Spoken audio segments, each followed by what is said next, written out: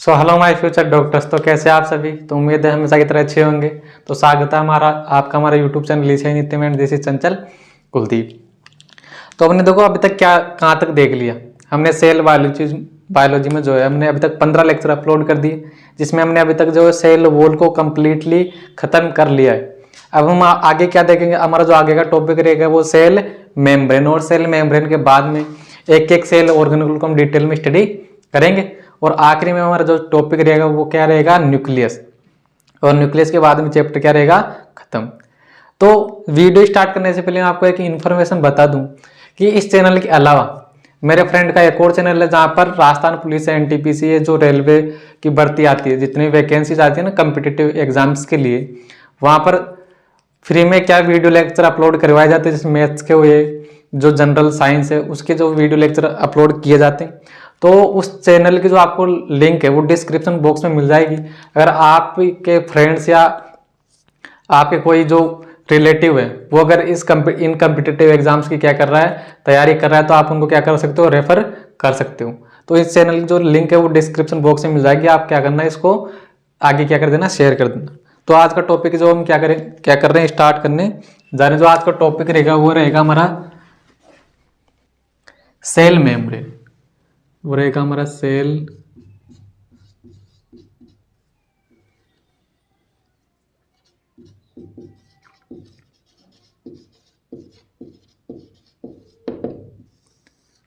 Membrane. Hindi में बोले तो कोशिका झिल्ली, और प्लाज्मा मेम्ब्रेन भी इसी को बोला जाता है। सेल मेम्ब्रेन बोलते, प्लाज्मा मेम्ब्रेन बोलते इसको, कोशिका झिल्ली, ये सारे के सारे इसी के नाम है। तो देखते भाई सेल मेम्ब्रेन के बारे में कुछ इन्फॉर्मेशन, कि जैसे कि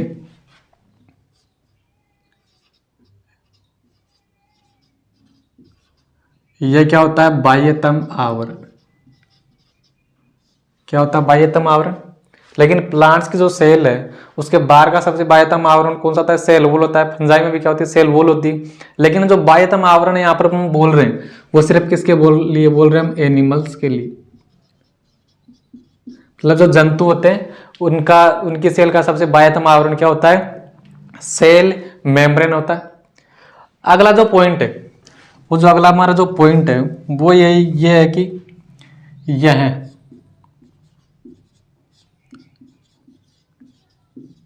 जीवित तथा चयनात्मक पारगम्य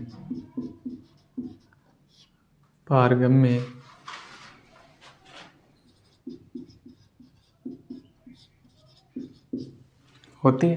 पहली बात तो बाह्यतम आवरण और कैसे तो जीवित होती है, और चयनात्मक पारगम्य, सेलेक्टिवली परमेबल। इंग्लिश में बोलते हैं इसको क्या, सेलेक्टिवल परमेबल। चयनात्मक पारगम्य का मतलब क्या है, देखो कि मान लो कि सेल है तो इसकी जो आउटर बाउंड्री वो क्या, सेल मेम्ब्रेन। तो मान लो कि कोई मॉलिक्यूल, यहाँ पर मान लो कि 10 मॉलिक्यूल है, तो 10 के 10 मॉलिक्यूल अंदर नहीं आ सकते। जिनको जो सेल मेम्ब्रेन वो क्या करेगी, अलाउ करेगी, वही मॉलिक्यूल अंदर आ सकते हैं। मतलब सेलेक्ट कर लिया ना, मान लो कि 10 में से सिर्फ 5 ही अंदर आ सकते हैं। वो कौन से आएंगे, ध्रुवीय आएंगे, अध्रुवीय आएंगे। तो जैसे जैसे आगे टॉपिक चलता रहेगा तो आपको ऑटोमेटिकली समझ में आ जाएगा। मतलब जो सेल मेम्ब्रेन वो सेलेक्ट करके क्या करेगी, मॉलिक्यूल को अलाउ करेगी सेल में आने के लिए और बाहर जाने के लिए। तो क्या होता है, चयनात्मक पारगम्य का क्या होता है, मीनिंग। और जो हमारा जो अगला पॉइंट है वो क्या होता है कि जो सेल मेम्ब्रेन है वो क्या होती है, सार्वत्रिक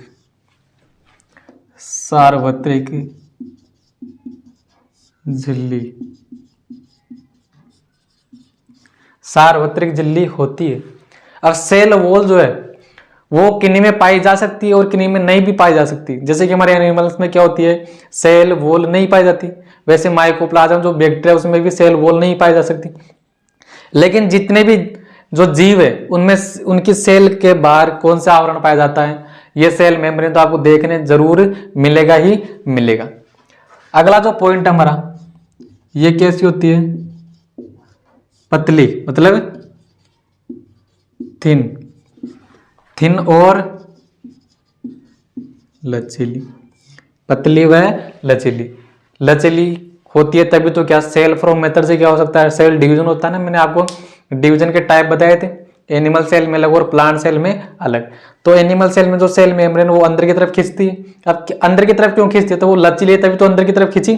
सेल वॉल लचीली नहीं होती, इस कारण वो अंदर की तरफ खींच नहीं पाती, तो पतली होती और लचीली होती है। अगला जो हमारा पॉइंट बहुत बहुत इंपॉर्टेंट है, कैसी प्रकृति होती है, अर्धतरल। अर्धतरल प्रकृति की, अर्धतरल प्रकृति की होती है। देखो अब जब तीसरा जो था लेक्चर अपलोड हुआ था तब उसमें कमेंट आ रहा था कि ये जो सैंडविच मॉडल है उसका क्या ड्रॉबैक था। तो सैंडविच मॉडल जो क्या उसका ड्रॉबैक ये था कि वो क्या करता है कि सेल मेम्ब्रेन की अर्धतरल प्रकृति को क्या डिफाइन नहीं कर पाता। और जो सिंगर और निकोलसन ने जो मॉडल दिया था वो क्या सेल मेम्ब्रेन की अर्धतरल प्रकृति को डिफाइन करता। इस कारण वो मॉडल क्या था, फेल था। कौन सा, सैंडविच मॉडल। अब ये अर्धतरल प्रकृति का मतलब क्या है और ये इंपॉर्टेंट क्यों है इतनी, कि अर्धतरल प्रकृति होने से क्या फायदा है सेल मेम्ब्रेन में। तो मान लो कि जो सेल है, ये सेल है और ये आपने क्या मान लिया इसकी सेल मेम्ब्रेन। अगर ये कैसी हो, मान लो कि सॉलिड है, ठोस है, एक दीवार के समान, तो जैसे दीवार के आर पार कोई मॉलिक्यूल ना तो बाहर से अंदर आ सकता है और ना अंदर से बाहर जा सकता है। तो मान लो कि अगर ये सॉलिड होती तो ना तो बाहर से कोई मॉलिक्यूल अंदर आ पाता और ना अंदर से कोई बाहर जा पाता। तो फिर ऐसे तो सेल में जो सेल है उसकी मेटाबॉलिज्म क्या हो जाएगी, रुक जाएगी और सेल क्या हो जाएगी, आखिर में डेथ हो जाएगी। तो ये जो प्रकृति है सेल मेम्ब्रेन की प्रकृति एक्चुअल में कैसी होती है, अर्धतरल होती है। अर्धतरल होती है, अर्धतरल मतलब ना तो पूरी की पूरी वो सॉलिड और ना पूरी की पूरी लिक्विड। तो अर्धतरल प्रकृति के कारण तो वो एक स्ट्रक्चर के रूप में अरेंज हो पाती है और अर्धतरल प्रकृति के कारण मॉलिक्यूल बाहर से अंदर या अंदर से बाहर जा पाते हैं। तो ये अर्धतरल प्रकृति क्या इंपॉर्टेंट है, जो कि सिंगर और निकोलसन ने जो मॉडल दिया था, हम सेल मेम्ब्रेन का मॉडल पढ़ेंगे अलग अलग, तो उसमें ये पूरी की तरह प्रूव भी किया जा चुका है। अगला जो पॉइंट हमारा अगला जो पॉइंट रहेगा, सन 1950 में इलेक्ट्रॉन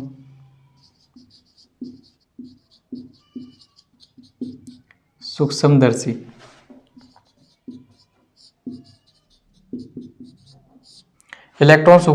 की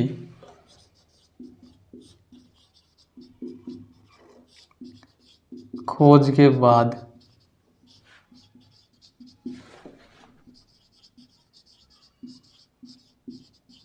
सेल मेम्ब्रेन की विस्तृत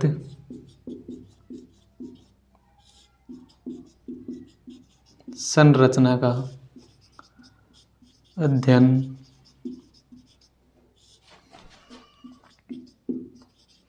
संभव हो पाया। जब इलेक्ट्रॉन सूक्ष्मदर्शी खोज ली गई तो उसके बाद में जो सेल मेम्ब्रेन की पूरी पूरी ओवरऑल जो स्ट्रक्चर है उसको अच्छी तरह से डिफाइन किया गया। और डिफाइन करने के लिए कोई ना कोई सेल तो ली होगी, तो वो सेल कौन सी सेल का यूज किया गया था, मानव की, जिसके लिए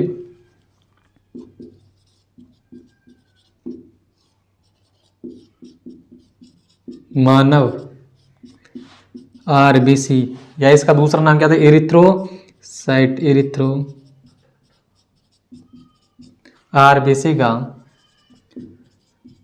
उपयोग किया। ठीक है, ये क्या थे सेल मेम्ब्रेन से रिलेटेड कुछ इंपॉर्टेंट पॉइंट। अब एक जो पिछली जो लेक्चर था उसमें एक चीज छूट गई मेरे से, कि जो बोर्डरेट पिट होते हैं, आप वहां पर ऐड कर लेना कि जो बोर्डरेट पिट्स होते हैं, परिवेशित गर्त होते हैं, वो कहां पर देखने मिलेंगे आपको, जाइलम ट्रैकिट्स में देखने मिलेंगे। सिंपल पिट्स तो आपको कहां पर देखने मिलते हैं, जाइलम वेसल्स में मिलते हैं, लेकिन जो परिवेशित गर्त होते हैं वो कहां पर देखने मिलते हैं आपको, जाइलम ट्रैकिट्स में। तो आप ये ऐड कर लेना, छूट गया था पिछले लेक्चर में। तो सेल मेम्ब्रेन से रिलेटेड कुछ इंपॉर्टेंट पॉइंट तो एडजेक्टिव आपसे पूछे जा सकते हैं। अब आगे चलते हैं। अब सेल मेम्ब्रेन की संरचना को समझाने के लिए साइंटिस्ट ने क्या प्रस्तुत किया, सेल मेम्ब्रेन की संरचना को समझाने के लिए साइंटिस्ट ने क्या प्रोसेस किया? रासायनिक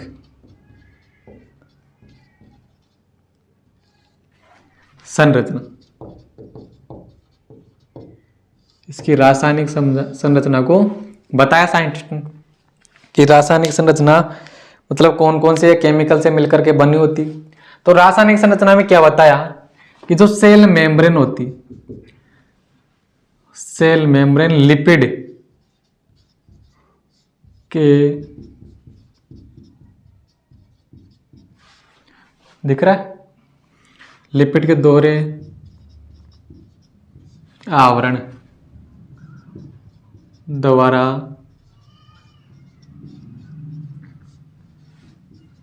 निर्मित होती है, लिपिड के दोहरे आवरण द्वारा निर्मित होती है। दिख रहा है पूरा? अब देखो लिपिड के भी अलग अलग टाइप होते हैं। यहां पर क्या होता है कि लिपिड के दोहरे आवरण द्वारा निर्मित होती है। देखो डोंट गेट कंफ्यूज की मैं आपको बता रहा हूं कि जो सेल मेम्ब्रेन है वो एक ही होती है, सेल मेम्ब्रेन एक ही होती है, लेकिन एक ही झिल्ली के अंदर उसके आवरण कितने होते हैं? 2। आप ऐसे मत समझ लेना कि सेल जो होती है उसके बाहर 2 सेल मेम्ब्रेन पाई जाती है। सेल मेम्ब्रेन तो होगी एक ही, लेकिन उसमें आवरण कितने रहते हैं? 2 आवरण, जो कि दोनों के दोनों आवरण किससे मिलकर के बने होते हैं? लिपिड से। अब लिपिड के भी अलग अलग टाइप होते हैं। जिन्होंने शायद बायोमोलिक्यूल पढ़ लिया तो उनको पता होगा कि लिपिड की भी अलग अलग टाइप होते हैं। तो यहां पर कौन सा लिपिड पाया जाता है? सेल मेम्ब्रेन में कौन सा लिपिड पाया जाता है? जिसका नाम होता है फोस्फोलिपिड। कौन सा लिपिड?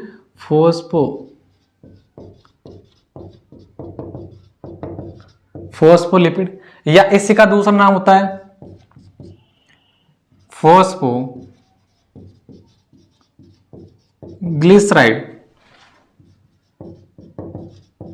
फोस्फोलिपिड या फोस्फोग्लिसराइड, ये क्या है? एक लिपिड का टाइप। अब ये फोस्फोग्लिसराइड का क्या मतलब है यहां पर कि फोस्फोग्लिसराइड जो है उसमें एक तो होता है फैटी एसिड, एक तो होती है इसमें फॉस्फेट,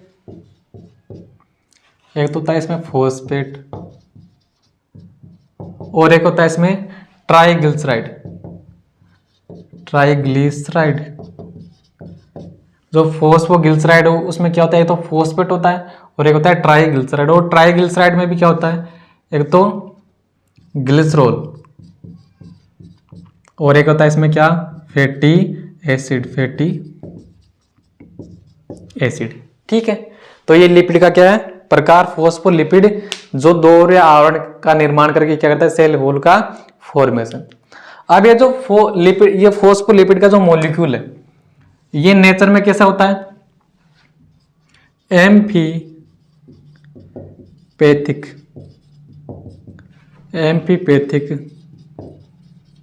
मॉलिक्यूल, मतलब हिंदी में बोले तो उभयरागी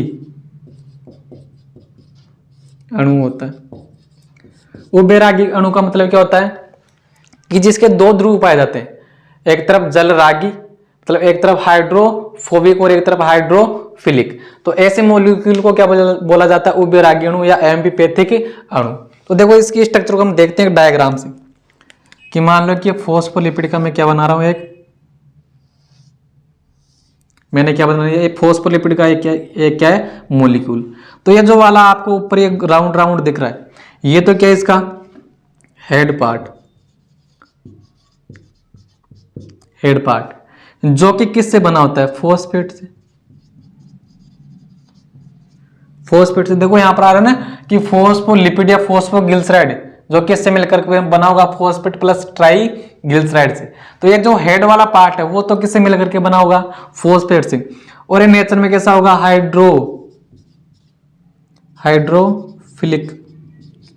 मतलब हाइड्रोफिलिक का मतलब होता है जो जल से क्या रखता हो? स्नेह रखता हो। हिंदी में बोले तो जल स्नेही। तो जल की तरफ क्या होगा? अट्रैक्ट होगा। ठीक है, और ये जो आपको ये जो पूंछ के समान संरचना दिख रही है इसको बोला जाता है टेल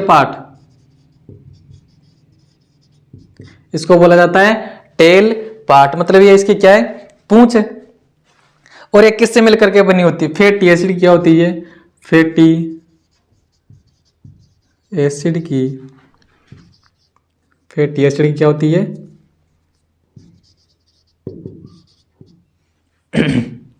फैटी एसिड की बनी क्या होती है, चेन होती है। यहाँ पर आ रहे हैं देखो फैटी एसिड, ठीक है। अब ये जो एक्चुअल फैट होते हैं वो क्या होता है, हाइड्रोकार्बनित होते हैं, तो फैटी एसिड बोल दो। ये इसको आप ऐसे बोल सकते हो, हाइड्रोकार्बन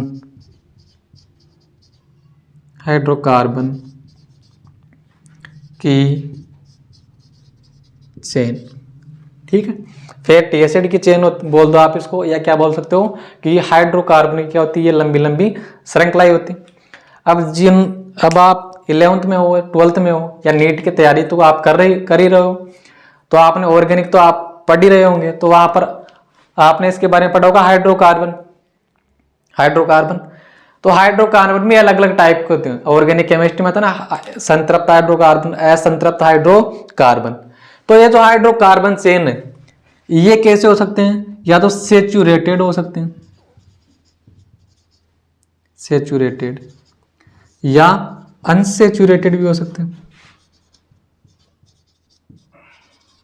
इसको तो बोलते हैं हिंदी में संतृप्त, और इसको बोलते हैं असंतृप्त, ठीक है। तो ये हाइड्रोकार्बन जो चेन है, उसमें जो हाइड्रोकार्बन वो सेचुरेटेड भी हो सकते हैं और अनसेचुरेटेड भी हो सकते हैं। और मैं आपकी जानकारी के लिए बता दूं कि जो सेचुरेटेड हाइड्रोकार्बन है, उनका बॉइलिंग पॉइंट और मेल्टिंग पॉइंट क्या होता है, ज्यादा होता है। बॉइलिंग पॉइंट और मेल्टिंग पॉइंट क्या होता है, ज्यादा। और ये जो अनसेचुरेटेड हाइड्रोकार्बन है, इनका बॉइलिंग पॉइंट और मेल्टिंग पॉइंट क्या होता है, कम होता है। अब जिनका बॉइलिंग पॉइंट और मेल्टिंग पॉइंट कम होगा, उसका आसानी से तरल होना भी क्या है, आसान होगा। सॉलिड से लिक्विड में चेंज होना भी क्या होगा, आसानी से हो जाएगा, कम तापमान पर ही हो जाएगा। तो जिनमें अब हमारी जो सेल मेम्ब्रेन, उसका नेचर कैसा है, अर्ध तरल प्रकृति है, मतलब थोड़ी सी क्या सॉलिड और थोड़ी सी क्या लिक्विड। तो जिसमें अनसेचुरेटेड हाइड्रोकार्बन की संख्या जितनी ज्यादा होगी, तो सेल मेम्ब्रेन का मेल्टिंग पॉइंट और बॉइलिंग पॉइंट भी उतना ही कम, और उसका तरलता का चांस भी उतना ही क्या है, ज्यादा। जो सेल मेम्ब्रेन होती है उसमें अनसेचुरेटेड हाइड्रोकार्बन क्या होते हैं, ज्यादा। इस कारण हमारी जो सेल मेम्ब्रेन उसका नेचर कैसा होता है, अर्ध तरल प्रकृति का होता है, ठीक है। अब एक्स्ट्रा आपको मैं एक इंफॉर्मेशन भी बता दूं कि मान लो कि ऐसे जीव जो अत्यधिक ठंडे स्थानों पर रहते हैं, ऐसे जीव जो अत्यधिक ठंडे स्थानों पर रहते हैं, तो उनमें कौन सा अनुकूलन पाया जाएगा कि वो वहां पर आसानी से सर्वाइव कर सके। तो जो अत्यधिक ठंडे स्थानों पर रहेगा, वहां पर टेम्परेचर ऑटोमेटिक क्या रहेगा, कम रहेगा, और टेम्परेचर कम रहेगा तो वहां पर सेल मेम्ब्रेन का जमने का चांस भी क्या है, ज्यादा। तो उसके लिए हमने जीवों ने अनुकूलन क्या कर लिया कि उनकी जो सेल मेम्ब्रेन पाई जाती है, उनमें जो अनसेचुरेटेड हाइड्रोकार्बन है, उनकी मात्रा क्या होगी, ज्यादा होगी, मात्रा ज्यादा, तो उनके अंदर ये तरलता का चांस क्या होगा, बढ़ जाएगा। तो ये क्या थे, सेल मेम्ब्रेन से रिलेटेड कुछ पॉइंट, और ये क्या थी इसकी रासायनिक प्रकृति। तो ये हमने रासायनिक प्रकृति अभी तक पूरी नहीं, लेकिन ये बोर्ड पूरा बढ़ चुका है, तो आप यहां तक इसको क्या कर लो, नोट कर लो, फिर आगे चलते हैं। तो यह आपने इसको नोट कर लिया होगा, मैं इसको मिटा रहा हूं।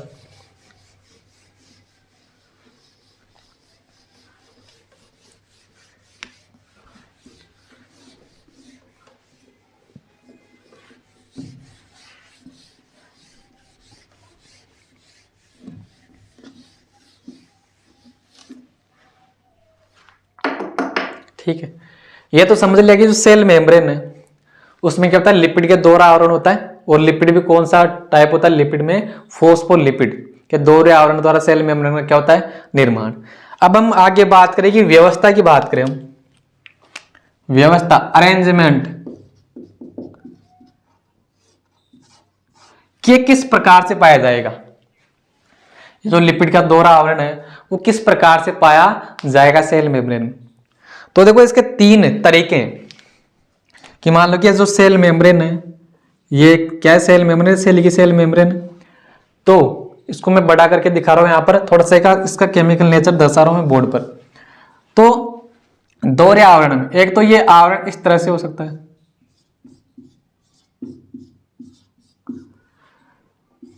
और एक ये आवरण इस तरह से हो सकता है। मान लो कि क्या है, सेल मेम्ब्रेन है जिसका एक लेयर तो ये और एक लेयर ये। तो एक तरीका तो ये दूसरा तरीका ऐसे हो सकता है, दूसरा तरीका जो मैं आपको बताऊं कि दूसरा तरीका ऐसे हो सकता है,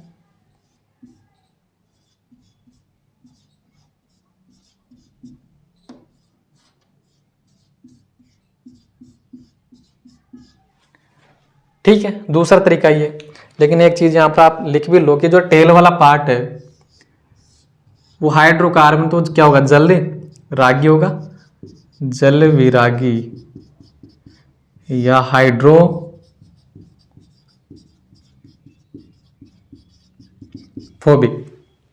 अब देखो ये जो सेल मेम्ब्रेन है, सेल मेम्ब्रेन के अंदर की तरफ तो क्या रहेगा, साइटोप्लाज्म,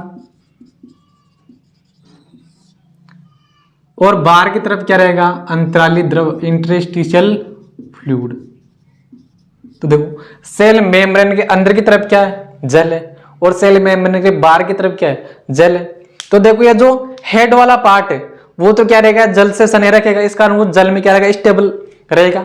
और जो टेल वाला पार्ट है वो जल विरागी, मतलब वो जल से क्या होता है, प्रतिकर्षित होता है, इस कारण वो जल में या लिक्विड सॉल्यूशन में क्या रहेगा, वो उसकी स्टेबिलिटी नहीं रहेगी। तो देखो जो टेल वाला पार्ट है, पहला जो अरेंजमेंट आपको दिख रहा है उसमें टेल वाला पार्ट किस तरफ आ रहा है, साइटोप्लाज्म की तरफ। अब ये इससे अट्रैक्ट होगा या रिपल्सन होगा इसका, तो ये इसका क्या होगा, इसका प्रतिकर्षण होगा, मतलब ये विलियन में क्या रहेगा, स्थायी नहीं रह पाएगा।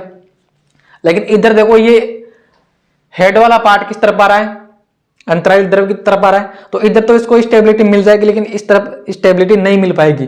तो ये व्यवस्था, इस प्रकार की व्यवस्था तो नहीं हो सकती। जो बाइलेड है, फॉस्फोलिपिड की बाइलेड है, इस प्रकार की व्यवस्था तो नहीं मिल सकती।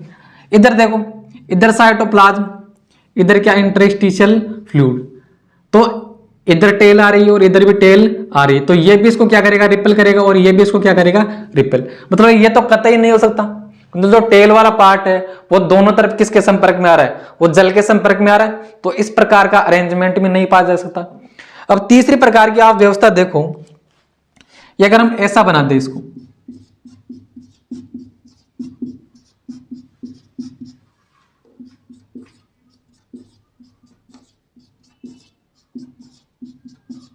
देखो हमने सेल मेम्ब्रेन में जो लिपिड है उसके दोहरे आवरण को इस तरह से अरेंज किया, जो उसका हेड वाला पार्ट है उसको तो किस तरफ कर दिया, जल की तरफ, और जो टेल वाला पार्ट है उसको अंदर की तरफ छिपा दिया।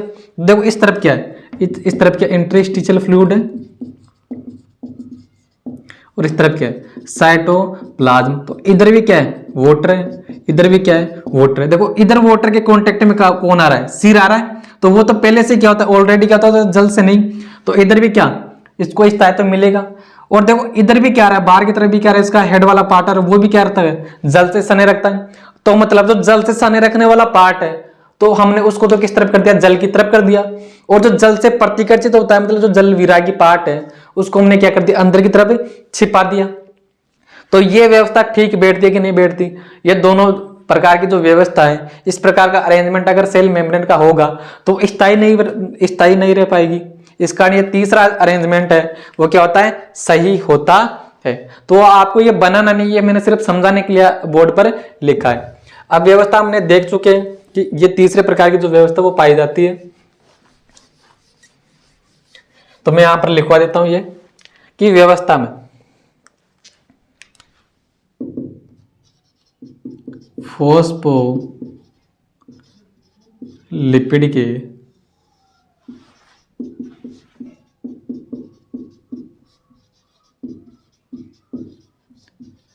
दोहरे आवरण में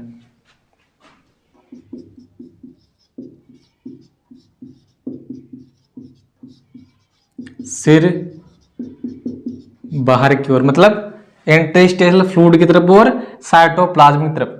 अब देखो मैं इसको ऐसे भी लिख सकता हूं कि जो सिर वाला पार्ट है, जो इसका हेड है और इसका हेड है, उनको तो हमने क्या कर रखा है, दूर दूर अरेंज कर रखा है। लेकिन जो टेल वाला पार्ट है उनको क्या कर रखा है, हमने परस्पर पास पास अरेंज कर रखा है। तो मैं इसको ऐसे भी लिख सकता हूं कि परस्पर दूर दूर। और जो पूंछ वाला पार्ट है, पूंछ अंदर की ओर, मतलब परस्पर पास पास, परस्पर पास पास होती है। अब कारण पूछ लें कि इस प्रकार की जो व्यवस्था है वो क्यों होती है। तो इस प्रकार की व्यवस्था का कारण सीधा सा पहले मैं आपको बता चुका हूं कि जो जल विरागी टेल है, मतलब जो हाइड्रोफोबिक टेल है, उसको उसको जल से बचाने के लिए इस प्रकार की व्यवस्था क्या की जाती है, अरेंज की जाती है, जिससे कि सेल मेम्ब्रेन क्या रह सके, स्थायी रह सके। तो इस प्रकार की व्यवस्था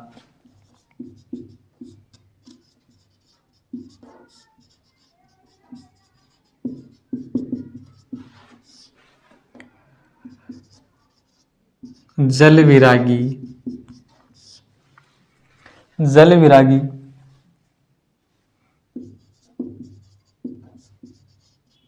पूंछ को जलीय वातावरण से बचाने में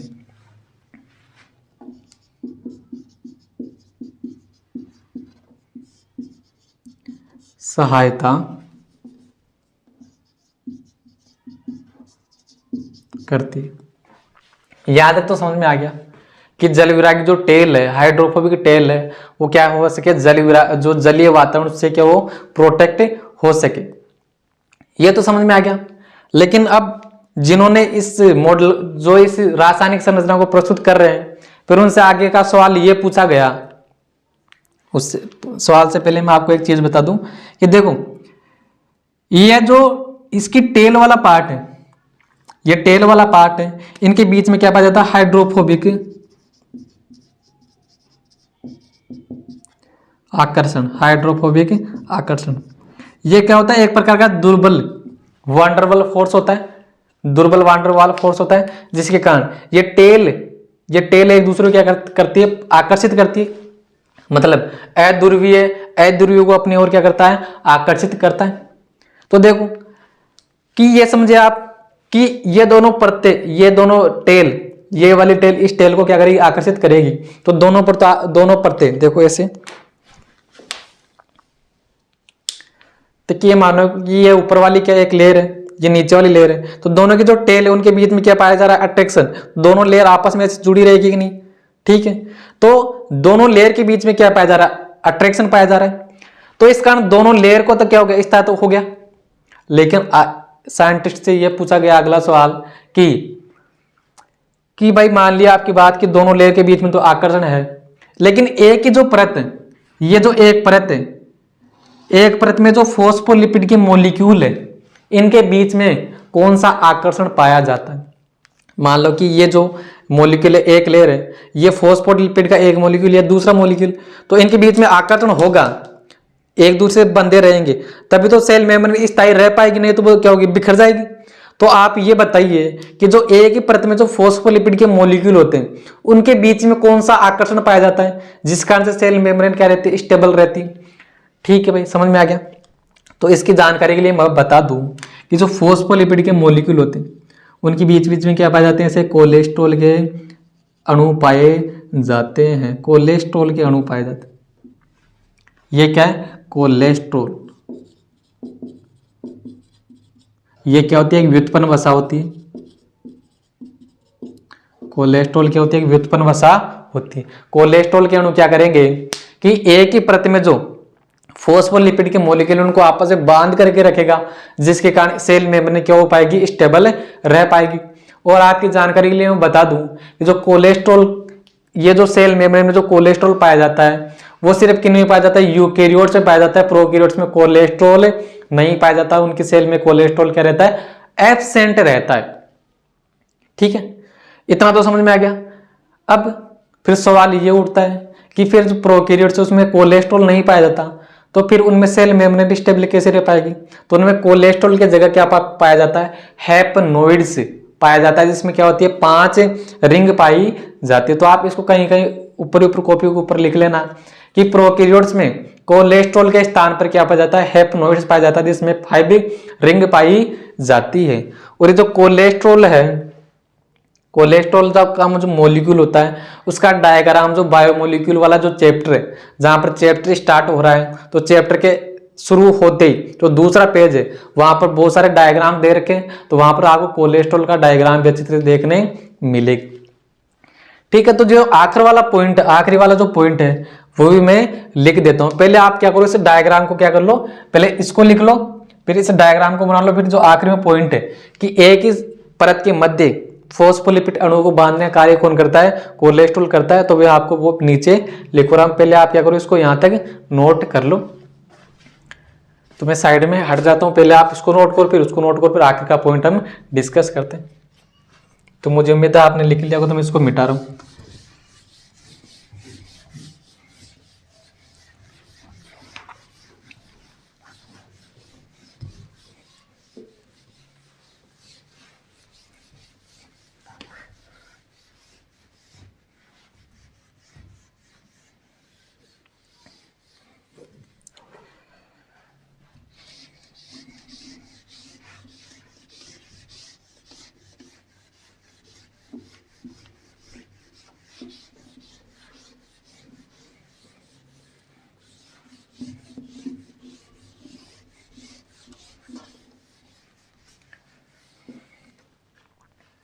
देखो अगला पॉइंट डिस्कस करते हैं।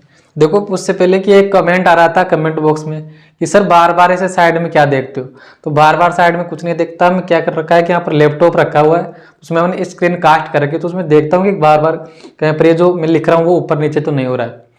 और ऐसा कुछ नहीं कि आप जैसा समझ रहे हो कि देखो अगला जो पॉइंट है वो जो मैंने व्यवस्था वाला टॉपिक लिखा ना उसी के नीचे लिखना है कि एक ही प्रति में फॉस्फोलिपिड अणुओं को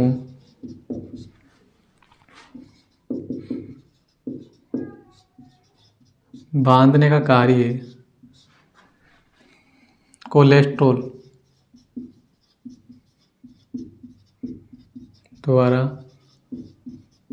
किया जाता है, या ऐसे बोलूं कि कोलेस्ट्रॉल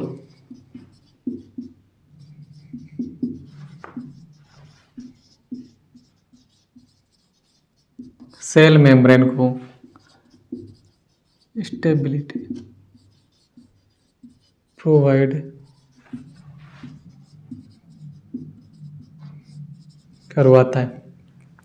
और जो कोलेस्ट्रॉल है यह सिर्फ यूकेरियोट्स की सेल मेम्ब्रेन में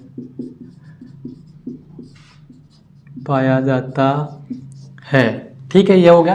आप और आप आखिरी में नोट डाल करके एक नोट लिख लो फिर कि प्रोकैरियोट्स में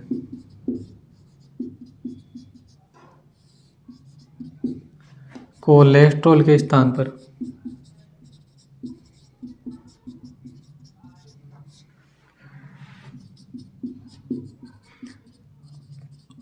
हैप्नोइड, जिसमें क्या होती है 5 रिंग, पाया जाता है। ठीक है, तो ये क्या थे, हमने पूरी तरह से क्या डिस्कस कर लिया हमने। और आप शायद वो डायग्राम अच्छी तरह से मैंने अच्छी तरह से नहीं बनाता, तो मैं एक बार उसको वापस बना देता हूं कि ऐसे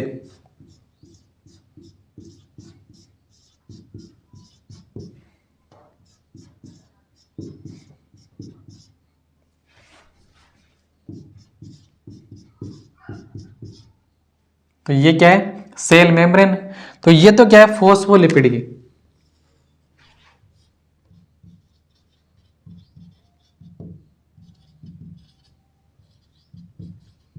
का दोहरा आवरण। ठीक है, और इनके बीच ये अंदर की तरफ क्या है, ये तो क्या है साइटोप्लाज्म, और ये बाहर की तरफ क्या है इंटरस्टिशियल फ्लूइड।